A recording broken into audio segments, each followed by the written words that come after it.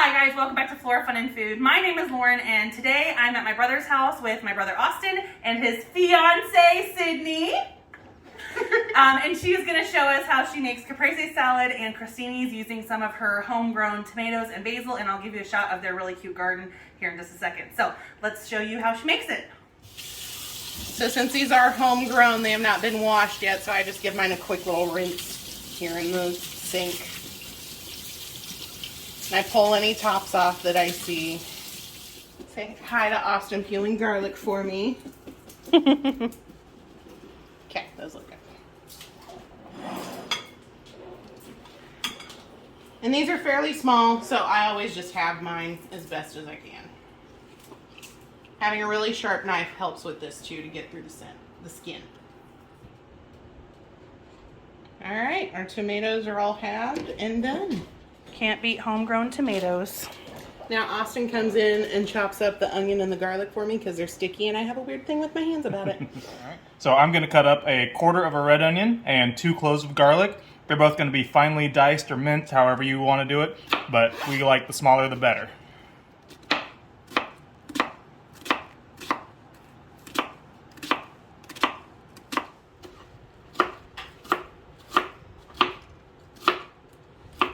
An onion is all to preference. We like a lot of onions, so we do almost an entire quarter of a large red onion. And then same thing with the garlic. I'm just going to chop off the ends, cut it one way, and another. Look at those knife skills. You're better at it than me. And that's about the consistency that I take it to. Just a nice, really fine dice, almost a mince. Well, this year I decided to grow my own basil because I made this recipe so much last summer. So now we're just going to harvest some of the basil that I planted this year. While we're out here, I got to show them your super cute garden. If you guys remember, we did a video on Austin building these, and look at their huge tomato vines, and that's zucchini and squash And cucumbers. and cucumbers. That's right. Yes. And there's flowers and stuff down below. And over there. Oh yeah, and then some more flowers in the big one. And then on the one with all of the tomatoes, on the other side of the tomatoes, we've got poblano peppers. Oh, that's right. Look at how pretty the basil is. And then on my basil, since I just planted it this year, I look for the thickest and the fullest leaves. And then I also have to go through and be careful because, like, on this one, we have a squirrel who's hungry a lot. So I make sure that none of them have, like, little bite marks out of them, no bugs on them. Yeah. And that's how I pick them. And this is also to your liking as well. A lot of people don't like a lot of basil in theirs. I like mine pretty basil-y.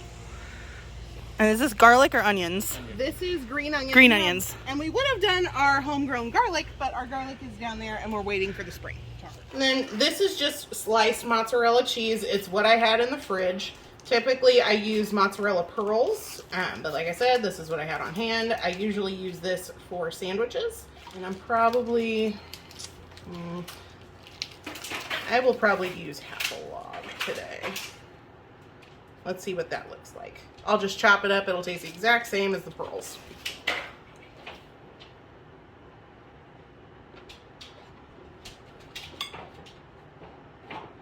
So these ones I've cut up a little bit smaller, and then the next ones I'll cut up a little bit larger. It's just to whatever taste preference you have. But I like a lot of mozzarella in mine. I like mine pretty cheesy, and that did not give me as much cheese as I thought it was going to, so I'm going to go ahead and do the rest of the log. Then the last thing we have to prep to go in is the basil. And I like to do, is it called a chiffon cut, where you just roll it up? And then almost julienne. Is that what it is? Mm-hmm. That's what I do with it.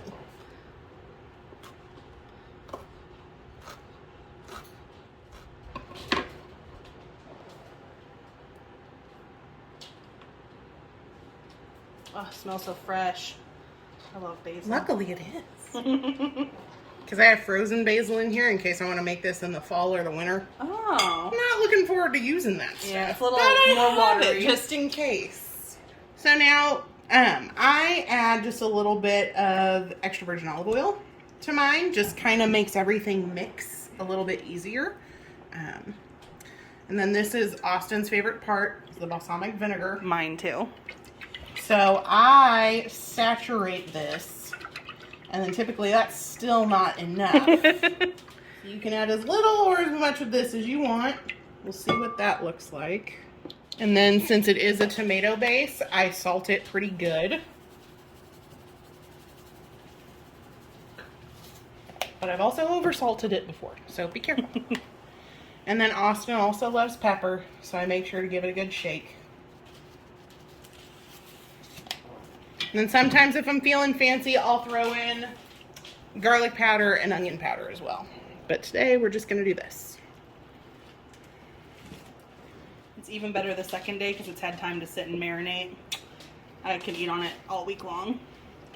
A lot of times for dinners, I will make what we call Caprese melts. I will put this on some sliced French bread with some salami and some turkey just for some extra protein. Yum. And that is what we will have for dinner a lot during the summer.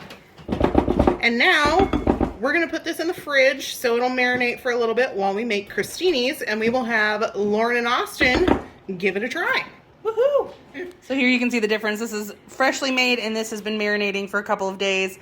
This is the best because been a week It's on been a that week. one. See, it's gonna be perfect because it has all of the delicious Here, let flavor. me stir it up. It looks a little iffy. It looks a It looks little. a little iffy on the top, but if you mix it up, it's just fine. It's just been in the fridge, but yeah, it has. You know, the cheese turns almost brown because of all the balsamic, and it's just it's the best. And a lot of times I'll just make the new batch into the old bowl doesn't- here. It doesn't last long because it's so delicious. Everybody eats it before it goes bad. Yep. Okay, so now we're going to start on the crostinis. Crostinis is basically crunchy, just little discs of bread that I love to put the caprese on. A lot of times if you order like a bruschetta or caprese at a restaurant, they will come with these or be served on top of these because it soaks up all of the juices that has been sitting and soaking in for a week. And that's honestly the best part of these salads anyway. So we're going to make some homemade ones to go with our homemade caprese. So I'm starting with just a French loaf from the grocery store. My mom has done this with sourdough before. Oh, that would be good. It's very good with sourdough. I guess if you really wanted to, you could try it with just some stale bread that you have. Really anything that you have that you think will work, use whatever your favorite is. This loaf is a little large for normal crostinis. You should probably use a French baguette. Honestly, that is probably the right size that you're looking for. So now I'm just putting these on our baking sheet that goes with just our little toaster oven because I'm lazy. You can do these in the actual oven. But it is like 100 degrees today, and it's humid and it's hot. Toaster oven's the way to go. We're already hot. Because as you can see, this fits exactly 6 pieces, and that's going to be gone in approximately 15 seconds. So, we're going to do a few batches. It's just snacks while waiting for snacks. Yes, we will be eating in batches and baking in batches. So, there's the rest of that bread for right now. And then what I do to give them a good little crunch, I brush them with olive oil. I really like to brush them with butter, honestly. Butter makes everything better. But since this is Italian inspired, I will go ahead and do the olive oil. I will be a good little chef. And this doesn't have to be perfect. It can be sloppy. It can be messy. That's my style of cooking. Sloppy and messy, but delicious. If you don't get every square inch coated, that is okay. I'm not gonna tell anybody. Just going over a few spots that look a little dry to me. And then typically what I like to do if I have the time and I'm not baking in batches, this is just a little garlic clove. I will cut the end off and then just rub the garlic directly onto the bread. It gives it an amazing garlic flavor. Not feeling it today. So what we're gonna do, so what I'm doing is I'm just gonna sprinkle it with granulated garlic. Perfect. So we're just gonna make some garlic bread crostinis. Yes. Instead of regular. Okay. I mean, it's the same thing. You can't go wrong with bread and garlic. I'm just saying. And then I personally like to add onion powder to this too. Yep. It brings out the onion flavor in the caprese or the bruschetta, whatever you're making. And then I add just a little bit of salt to mine, not much at all. And then I add a little bit of pepper since these aren't going in for super, super long. Because I'm always scared that I'm going to burn my pepper since it burns easily. But these are only going to go in for maybe 4 to 6 minutes. You just want them to get a little bit golden on the top. You aren't looking to actually bake them through because what you want them to do is crunch on the outside and then still be soft and warm on the inside. So this one also has a broil function. I typically turn that on. I turn on the broil function and I just sit here and watch them. Only takes about 4 minutes. Or you can put it in a regular toaster oven. You can put it in your oven for 450 for about 5 minutes. Just make sure you keep an eye on them. When you start to smell them, they're done. They smell burn, they're burned. So keep an eye on them. All right. These are what they should look like. Beautiful. All right.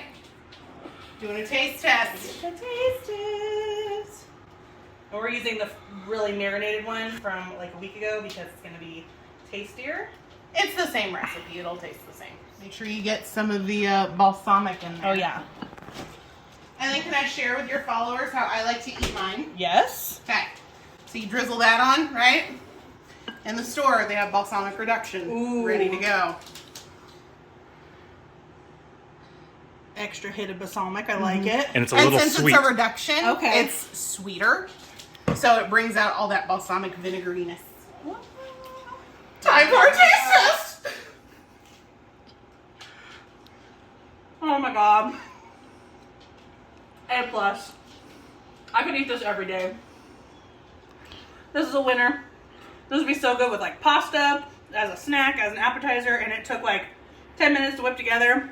Super fast, super easy. So, if you guys like this video, please give it a thumbs up and head over to my channel to subscribe for more content like this, and we hope to see you again very soon. Thanks guys, bye. This is what Just eat some bread. this is what freshly engaged looks like. There, I took a bite. No, Yes, I did. you take another. Thank you. You dodged her kiss. Whoa! You